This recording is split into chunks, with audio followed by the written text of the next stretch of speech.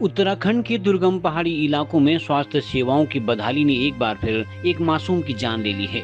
चमोली जनपद के एक छोटे से गांव में रहने वाले सेना के जवान दिनेश जोशी के 1.5 साल के मासूम शुभांशु की मौत सिर्फ इलाज में लापरवाही व एम्बुलेंस में देरी के कारण हो गई। शुभांशु को अचानक उल्टी दस्त की शिकायत होती है। परिवार उसे पास के ग्वालदम अस्पताल लेकर गया। वहां प्राथमिक उपचार के बाद उसे बैजनाथ अस्पताल के लिए रेफर किया गया। फिर बागेश्वर, अल्मोड़ा, आखिर में हल्द्वानी सुशीला तिवारी अस्पताल तक लेकर गए, लेकिन बेहतर इलाज की जगह मिला उपेक्षा, रेफर के पेपर और जीवन की जगह परिवार को मिला मौन शोक। परिजनों का आरोप है कि बागेश्वर जिला अस्पताल में डॉक्टरों ने न तो सही से चेक किया और न ही समय पर एम्बुलेंस मिल सकी। सीमा पर तैनात सैनिक दिनेश जोशी सीमा से ही डॉक्टरों सहित तमाम आला अधिकारियों से मासूम बच्चे को बचाने की गुहार लगाते रहे, लेकिन उनके मासूम शुभांशु की मां की गोद में उसकी सांसें थम गई। अब शोक में डूबे एक पिता सहित पूरे परिवार ने प्रदेश के मुख्यमंत्री सहित कमिश्नर, डीएम, सीएमओ सहित उन तमाम अधिकारियों से सवाल करते हुए पूछा है कि आखिर राज्य के पहाड़ी जिलों में स्वास्थ्य सेवाएं कब ठीक होंगी। अब बड़ा सवाल यही है कि उत्तराखंड जैसे आपदा प्रभावित राज्य में कब तक लचर सेवाएं ऐसे ही मासूमों की जान लेती रहेंगी और जिम्मेदार सिर्फ जांच और बयानबाजी तक सीमित रहेंगे या कोई ठोस कार्रवाई भी होगी। मासूम की मौत से शक्ति स्वास्थ्य सेवाओं को बयां करने के लिए काफी है। ग्वालदम से उसको बैजनाथ के लिए ट्रांसफर किया गया। बैजनाथ से ट्रांसफर किया गया उसको थोड़ी बहुत ट्रीटमेंट के बाद उसको बागेश्वर डिस्ट्रिक्ट हॉस्पिटल के लिए ट्रांसफर किया गया। तो वहाँ पे जाने के बाद जैसे वो 6 बजे के समथिंग वो बागेश्वर डिस्ट्रिक्ट हॉस्पिटल में पहुंचा था। तो वहाँ पे उसका थोड़ी बहुत ट्रीटमेंट चला था, लेकिन वहाँ पे भी जब उन्होंने बताया कि ये बच्चा जो है सीरियस होता जा रहा है तो इसको जो है हम अल्मोड़ा के लिए ट्रांसफ़र करते हैं, वहाँ इसका ट्रीटमेंट होगा आगे के लिए, क्योंकि ऑलरेडी 2 हॉस्पिटल पहले ट्रांसफ़र हो चुका था।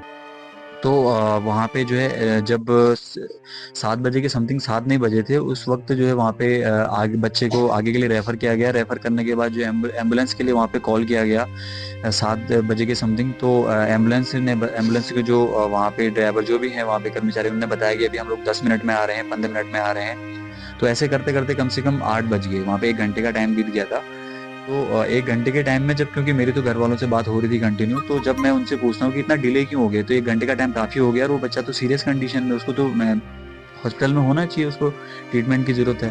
तो मेरी वाइफ बोलती है कि उसको कॉल 108 सर्विस को कॉल किया हुआ है और वो बता रहे हैं कि हम अभी आ रहे हैं, आधे घंटे में आ रहे हैं, 10 मिनट में आ रहे हैं, 15 मिनट में आ रहे हैं। तो उनका यही रिप्लाई है। तो मुझे लगा शायद एक बार मुझे वहाँ पे जो डॉक्टर स्टाफ है उनसे बात करनी चाहिए। तो मैंने अपनी वाइफ को ये बोला कि आप एक बार जो डॉक्टर से बात कराइए। तो मैंने उनसे रिक्वेस्ट की, मैंने कहा नमस्ते सर, मैं ऐसे ऐसे यहाँ पे ड्यूटी हूँ, मेरा बच्चा वहाँ पे सीरियस कंडीशन में आया हुआ है। तो उसको सर पिछले 1 घंटे से एम्बुलेंस अब मिली नहीं है और वो बच्चा सीरियस कंडीशन में, हो सकता है वो आगे सर्वाइव ना कर पाए, है ना। तो जैसे जो भी हो सकता है आप जो है एम्बुलेंस के लिए व्यवस्था कीजिए। तो डॉक्टर का कहना था कि एम्बुलेंस में जो है मेरा काम नहीं है एम्बुलेंस का। और फिर मैंने उनको बोला सर ओके, आपका काम नहीं है, लेकिन सर वहाँ पे एम्बुलेंस आई नहीं है, ये तो फिर आप मुझे बता दीजिए कि मैं अपने बच्चे को सिविल एम्बुलेंस करके ले जाऊँ या फिर अपनी गाड़ी से जैसे भी अपने पैसों से एम्बुलेंस करके अपने बच्चे को आगे लेके जाऊँ। तो डॉक्टर ने मुझसे कहा कि नहीं, नहीं आप वहाँ पे जो है आपकी इस केस को लेंगे नहीं, वहाँ पे कोई जो 108 सर्विस आएगी जो है वही लेके जाएगी। तो फिर मैं जब उनसे ऐसी रिक्वेस्ट करता हूँ तो उनका एकदम से ये बात करने के बाद ये रिप्लाई रहता है कि तू यहाँ आ जा। सेम इसी लैंग्वेज में बात करते कि तू यहाँ आ जा। तो मुझे उनकी ये लैंग्वेज थोड़ी अच्छी नहीं लगी। मैंने उनसे ये बोला कि सर पहले तो आप जो है ये तू वाली लैंग्वेज में बात मत करो, क्योंकि मैं एक आर्मी पर्सन हूँ और जो है आपका तरीका मुझे अच्छा नहीं लगा, ठीक है। और रही मेरी बात वहाँ पहुँचने की, तो शायद आपके बोलने से पहले मैं अपने बच्चे के पास होता, अगर मैं वहाँ प्रेजेंट होता, क्योंकि मैं अभी JNK में हूँ तो वहाँ पे मैं आ नहीं सकता।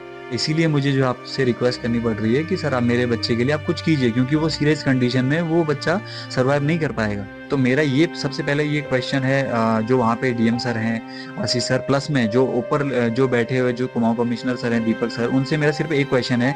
आप लोग मुझे इससे ये चीज़ बताइए कि इमरजेंसी का मतलब क्या होता है। इन 2 लोगों से ही नहीं, मैं बाकी प्रशासनिक जो भी अधिकारी, जो भी बैठे हुए हैं कर्मचारी वहाँ पे, जो भी प्रशासन के अंदर जो भी आते हैं उच्च कोटि के लोग, तो उनसे मैं पूछना चाहता हूँ कि इमरजेंसी का मतलब क्या होता है। इमरजेंसी का मतलब शायद एक आर्मी पर्सन को बताने की जरूरत नहीं है, और इमरजेंसी क्या होती है एक आर्मी पर्सन से बेटर शायद इस दुनिया में शायद कोई इंडिया के अंदर नहीं भी जानता हो, ठीक है।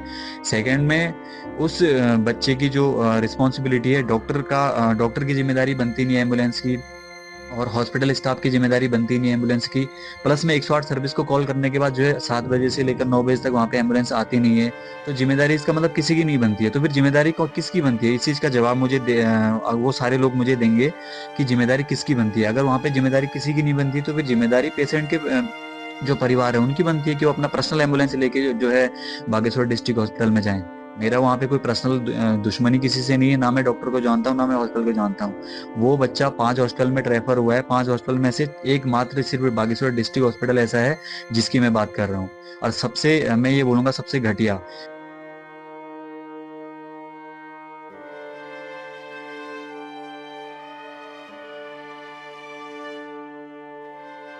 बयान वायरल हो रहा है, आर्मी पर्सन है, उनका बच्चा एक्सपायर कर गया, तो काफ़ी आरोप उन्होंने यहाँ पर लगाए एम्बुलेंस पर, यहाँ के डॉक्टर्स पर। हाँ, ये मेरे संज्ञान में आया था, कोई शख्स बता रहे थे मुझे।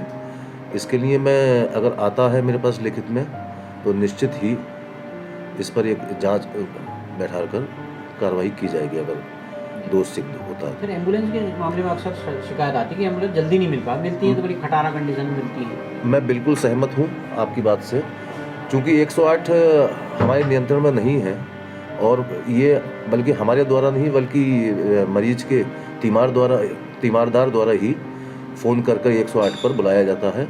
और प्रायः देखने में आ रहा है, आज भी मैंने सीएमओ साहब को इस विषय में पत्र लिखा है कार्रवाई हेतु, कि प्रायः देखने में आता है कि 108 हमेशा विलम्ब से ही पहुंच रही है, जिससे कि एक रोगी के साथ अनहोनी की आशंका बनी रहती है। लेकिन इसके लिए मैंने तुरंत अपने जो वाहन चालक हैं उनको निर्देशित कर दिया है कि वो हमेशा अलर्ट रहें। आधे घंटे मैक्सिमम हमें 108 का इंतजार करना है। अगर नहीं आती है तो अपनी एम्बुलेंस से एटलीस्ट अल्मोड़ा या अन्यत्र पेशेंट को हम भेजेंगे। चैनल को लाइक करें, सब्सक्राइब करें, फॉलो करना ना भूलें ताकि कोई भी नोटिफिकेशन आपको तुरंत मिल जाए।